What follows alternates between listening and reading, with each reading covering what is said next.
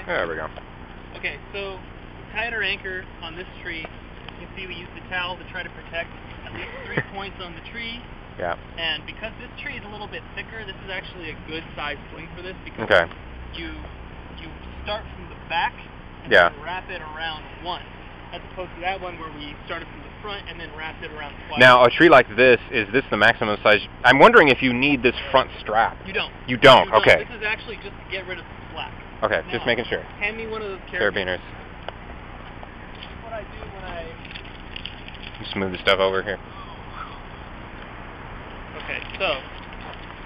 I'll give you 4. Just to make it easy, once I've set up an anchor, I'll just set a carabiner and then leave it there. Okay. Yeah. Well, those are the type you can break, unlike the other type that don't. So you can keep that if you want. Here's your line. All right, now one end of the line gets Same thing. Overhand knot, right? Hello. No, sorry.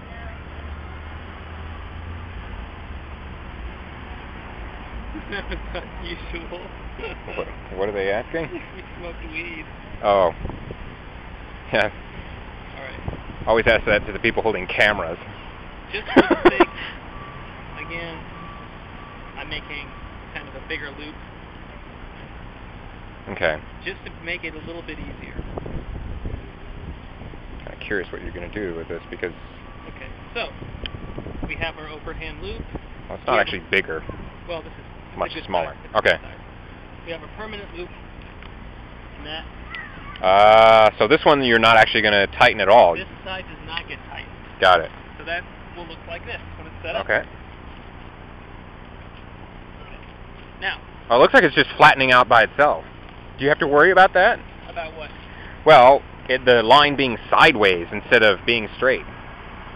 Because of the way that you tie it, it will generally stay flat. Okay. Okay, now, this is where it's actually... Difficult? This is the stuff that you actually need to know. Okay. Alright, so we have our carabiners. This is how to tighten it without snapping back or killing people? Well, this is how to tie basically what's called a friction knot. Okay. So, you're going to need... 3 of these, I guess. Alright, so we have this anchor set up.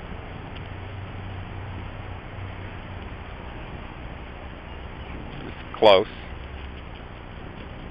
How close do you have to worry about getting these to aim at the other tree?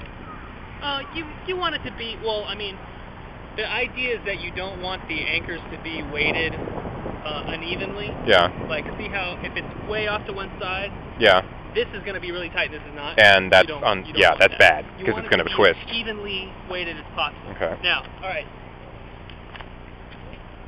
You set up the distance between the trees depending on how tight you want it generally. Right. I mean, you only have a 60-foot line, so you can't go much more than 40 feet anyways.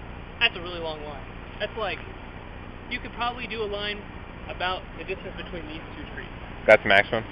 Probably, yeah. Now the thing is... That one is off.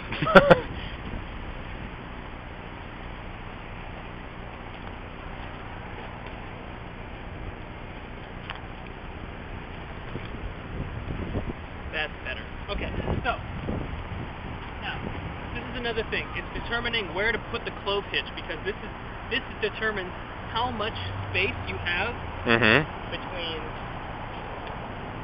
your clove hitch and your anchor, and that's going to determine how much you can tighten it. So if you put up your clove hitch right here, you only have like what, 2 feet to tighten it, and you're not going to be able to tighten it very much.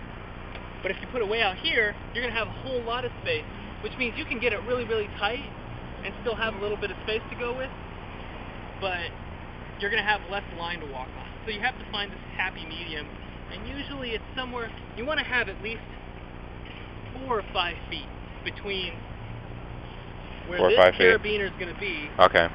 I mean, maybe 4 feet is optimal. You don't need much more than that. Can I tighten and break this? You will not be able to. Okay, that's what I really wanted to know. Climbing webbing is rated for like 2,000 pounds. Okay. There's no way that you'll be able to put that much pressure on it, no matter how hard you pull. That's good to know. All right, now this is the hard part. Not even hard.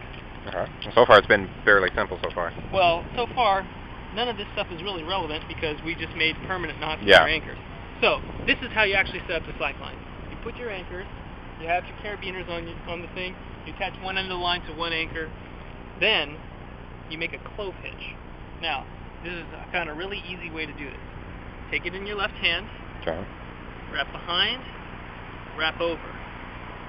So you have two lines, right? Right. Pinch. So I have two loops, right? I just basically moved my hand out, right? Right. So I have these two.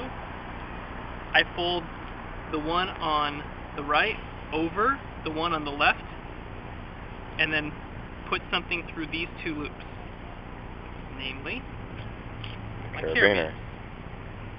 And I always put the carabiners, so I'll go like that. You always want it to be easy to get stuff on the line. Okay. So you want the carabiners to be both pointing in the same direction. So you put two here? Yeah, you put two here. Now there's a reason for this, and I'll show you when I take it down. Okay. So you tighten that up. You can kind of fold it out to make it a little bit. Yeah, this is going to take practice. You see how it kind of makes that shape? Yeah, it's kind of like an inward V. Yeah, it's like a V, and then you have one line coming in this way, one line coming in. That's a clove hitch? That's called a clove hitch. You can look them up online. There's other ways to do them, but you won't find another tutorial that'll be easier than this. Okay. I wrap once, I wrap, so over, back over, two loops, fold over, and there. And that's it. You have one end that goes out. Okay. And there's other ways to do it. It's like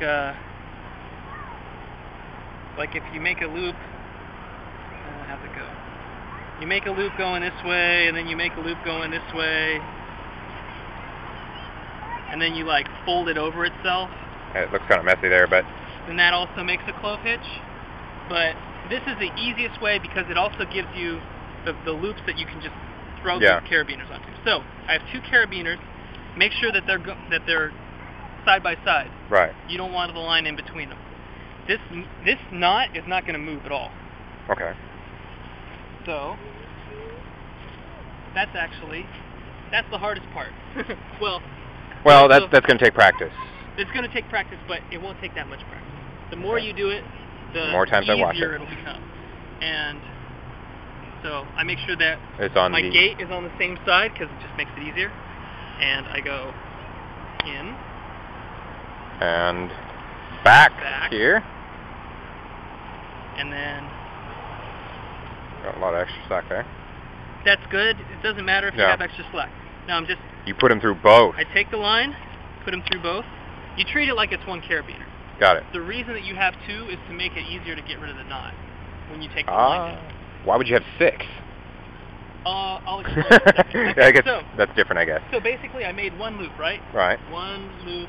Coming back on the inside of that loop, I make another loop. So many loops. I go back. See, this line is underneath this one. Yeah. And that's coming here.